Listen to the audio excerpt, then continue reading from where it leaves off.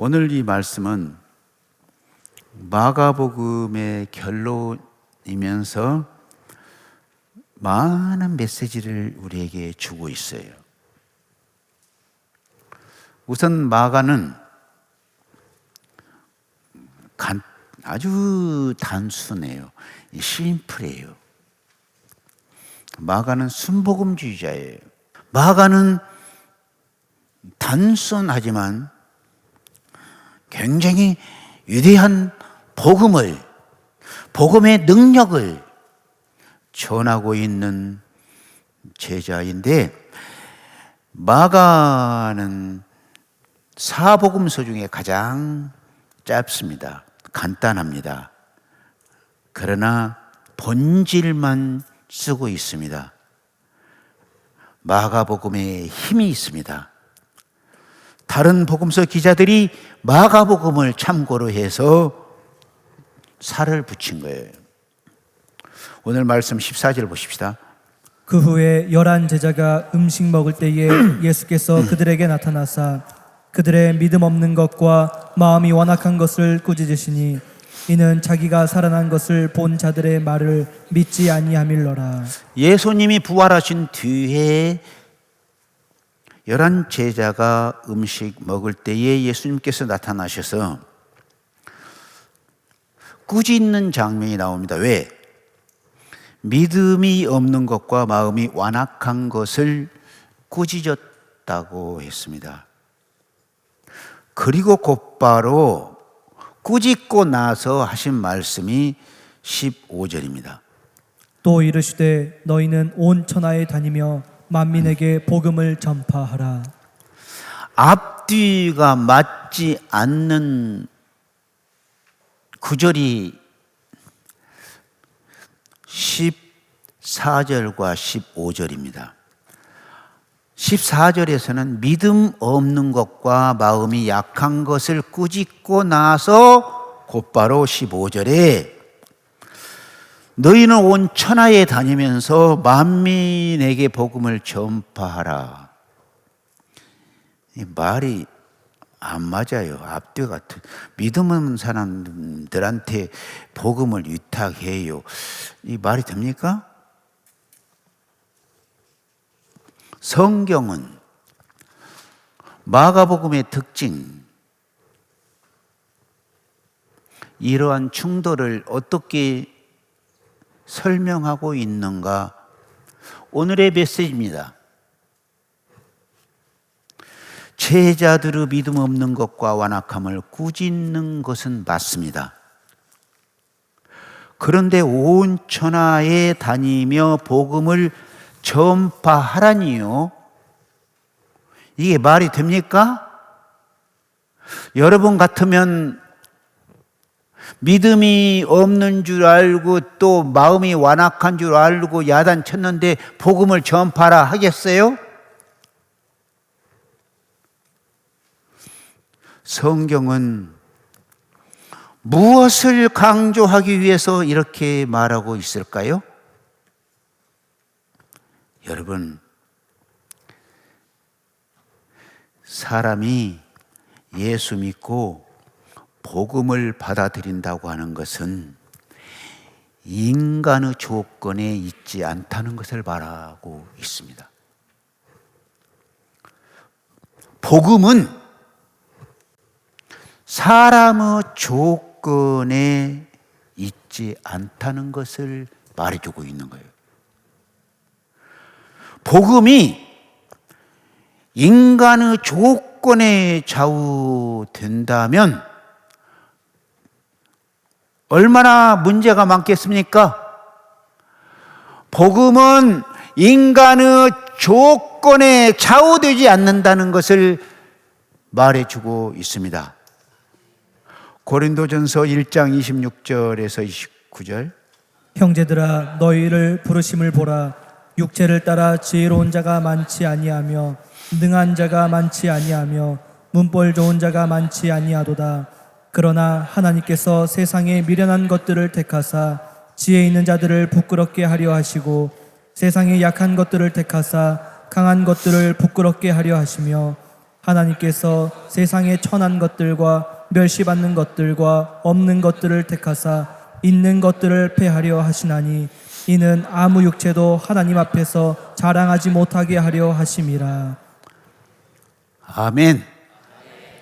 오히려 세상에 미련한 것들을 택하사 지혜 있는 자들을 부끄럽게 하십니다. 이 복음이에요. 세상에 약한 것들을 택하사 강한 자들을 부끄럽게 하는 것이 복음이에요. 고린도전서 1장 21절에 하나님의 지혜에 있어서는 이 세상이 자기 지혜로 하나님을 알지 못하므로 하나님께서 전도에 미련한 것으로 믿는 자들을 구원하시기를 기뻐하셨도다. 전도에 미련한 것으로, 전도에 미련한 것으로 믿는 자들을 구원하시는 하나님이십니다.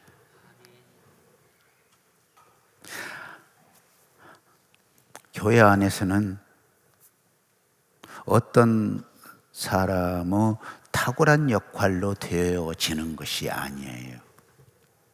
어떤 사람의 뛰어난 역할에 의존해서 교회가 달라진다면 얼마 못 갑니다. 머지않아 시험에 드는 거예요. 머지않아 허망해져요. 오늘 본문 말씀도 참 이상해. 정말 이상해. 믿음 없고 완악한 자들에게 복음을 전파하라니요? 여러분 같으면 이해가 가세요, 지금? 이상한 일이지.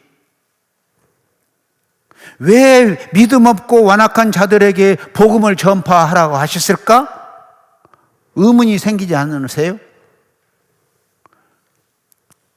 주님 말씀하셨잖아요. 너희는 온 천하에 다니며 만민에게 복음을 전파하라고 복음을 위탁했는데 그 위탁받은 사람들이 믿음이 없는 자들, 마음이 완악한 사람들이라 이거예요. 제자들. 이것은 믿음은 모자라지만 정말 인간들은 약하고 부끄러운 존재지만 그들을 복음 전파하라고 보내는 데는 그 사람들의 실력이나 조건을 보고 설득되는 것이 아니라는 것을 말씀해 주고 있는 거예요. 복음을 전할 때 그 사람의 실력이라든가 영향력에 의해 전파되는 것이 아닙니다. 이것을 성경이 지금 말해주고 있는 겁니다. 그 사람의 조건 때문에 전파된다면 그 사람의 실력과 영향력이 사라지게 되면 복음이 어찌 되겠어요?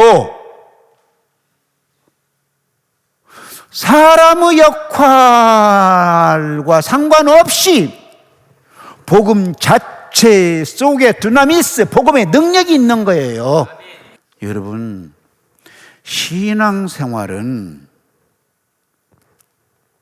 갈수록 하나님께 맡기는 싸움이에요. 그게 신앙이에요. 인간을 의지하지 않고 하나님을 의지하려고 발버둥 치는 투쟁이 신앙생활이더라고요. 아직도 내 안에 뭔가 여지가 있어, 힘이 있어, 남아 있어. 내가 힘쓸 수 있어. 나를 의지하는 사람입니다. 자기 자신, 뭔가 조금이라도 자기 자신을 의지하는 사람이 아직 갈릴리까지 안 간 제자, 갈릴리에서 만나자. 인생들의 밑바닥에서 만나자.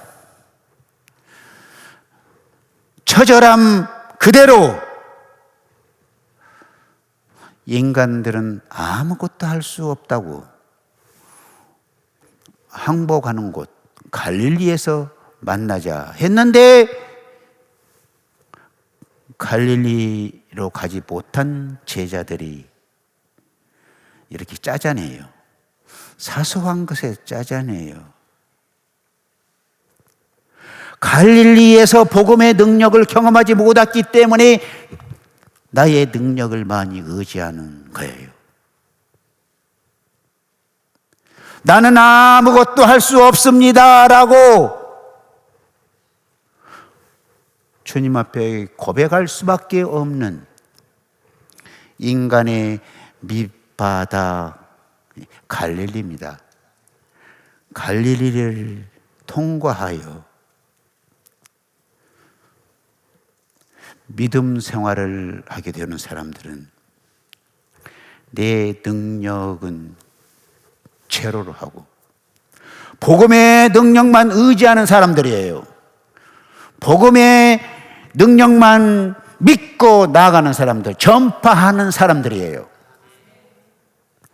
여기에 우리 마음속에 견딜 수 없는 복음이 주는 뭉클함, 복음이 갖는 넉넉함 속에 살아가는 거예요. 그래서 복음이에요. 그래서 복음의 능력인 거예요. 15절. 또 이르시되 너희는 온 천하에 다니며 만민에게 복음을 전파하라. 우리는 예수님께서 믿음이 없고 마음이 완악한 제자들을 꾸짖으시면서 복음을 전파하라 하신 이유를 알았어. 온 천하에 다니며 만민에게 복음을 전하다가 보면 뭔가 생겨. 영적인 근육이 생기기 시작해요. 근육이 있어야 힘이 생기는 거예요. 복음 한 번만 전하는 거 아니에요. 전하고 또 전하고 또 전하고 만민, 많은 사람, 만나는 사람에게 그냥 전하면 근육이 생기는 거예요. 할렐루야. 부활하신 예수님의 첫 증인들이 정말 약하고 믿음이 없고 완악했으나 점차 부활의 증인으로서 근육이 생기는 거야. 강철 같은 근육이 생기기 시작하여 이 사람들이 사도행전을 탄생시키는 거야. 이렇게 믿음이 없고 완악한 제자들이 강철 같은 근육, 영적 근육이 생겨서 사도행전을 이끌어가는 거요. 죽으면 죽으리라. 십자가에서 성교한 제자들이 거의 100% 거의 발생하잖아요.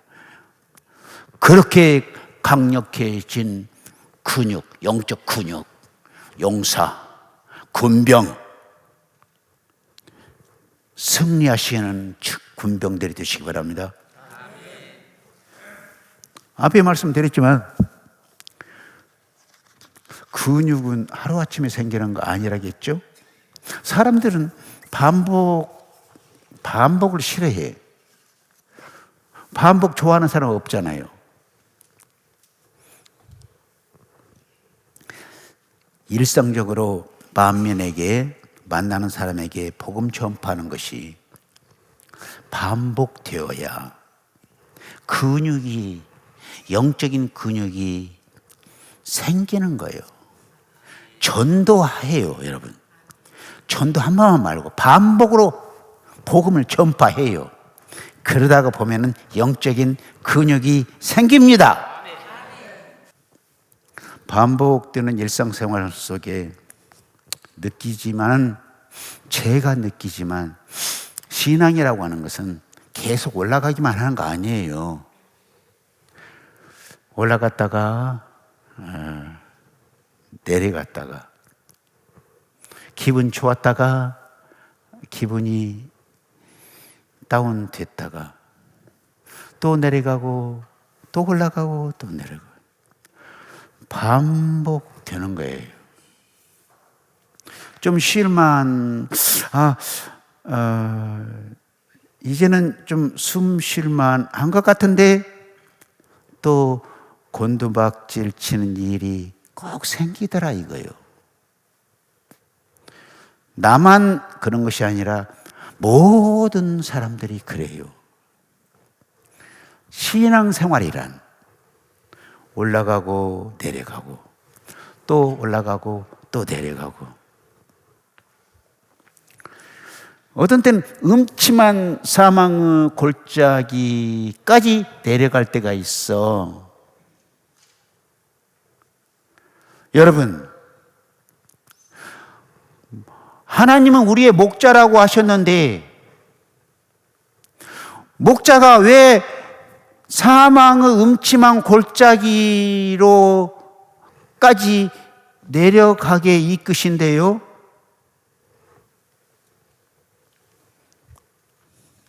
여러분, 사망의 음침한 골짜기로 내려가서 혹독한 투쟁, 반복해서 울부짖음을 통해서 영적인 근육이 생기는 거예요.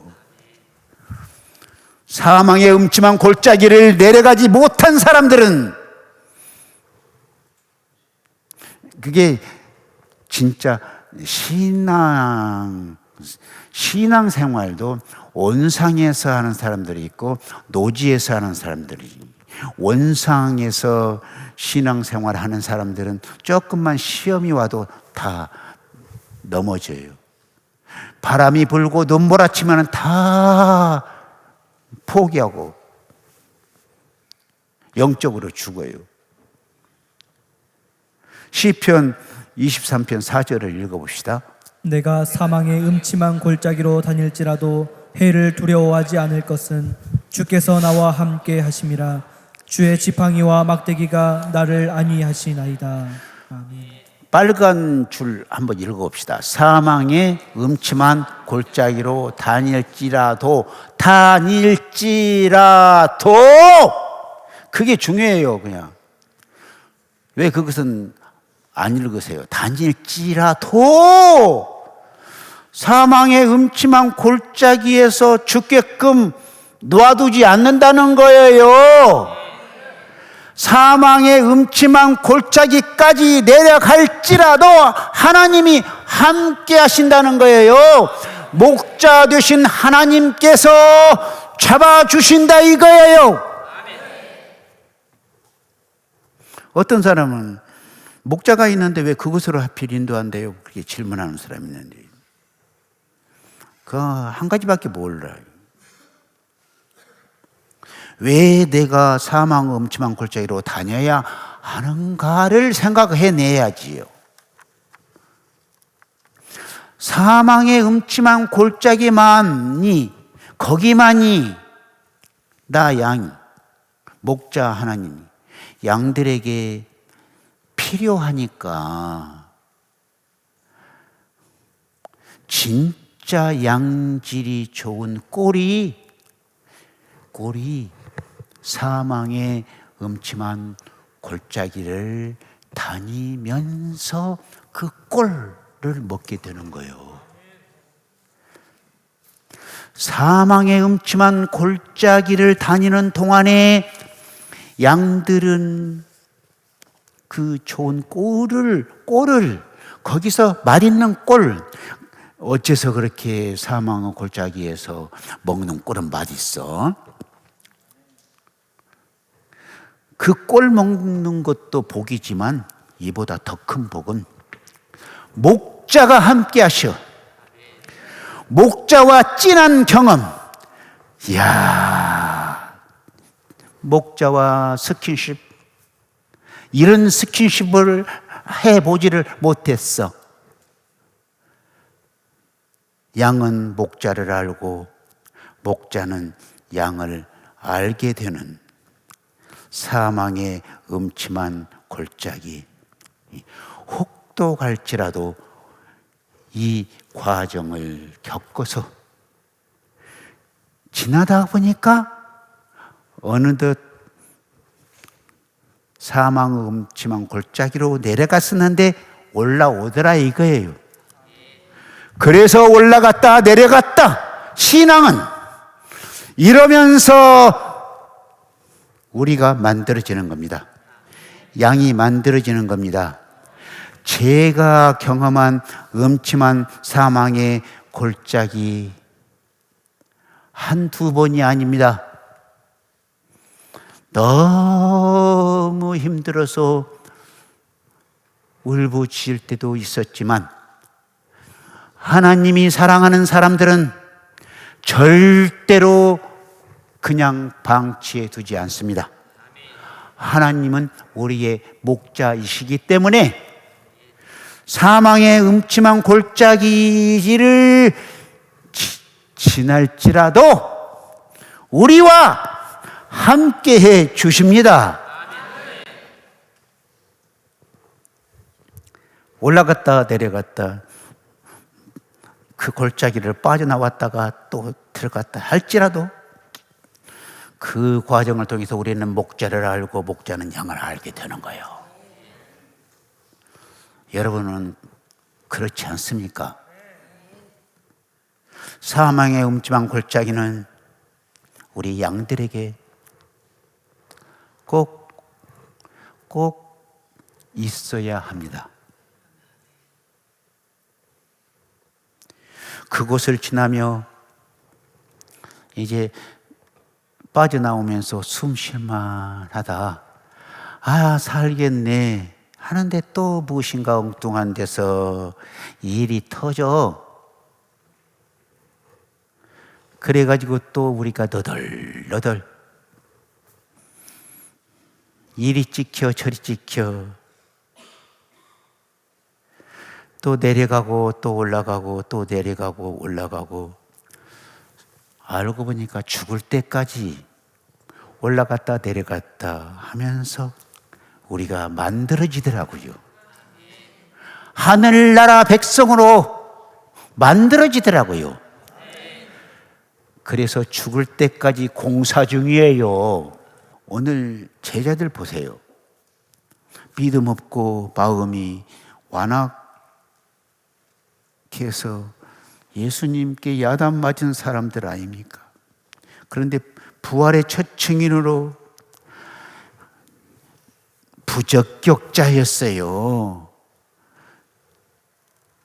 그럼에도 불구하고 부활의 첫 증인으로 쓰신 이유는 한 가지밖에 없습니다.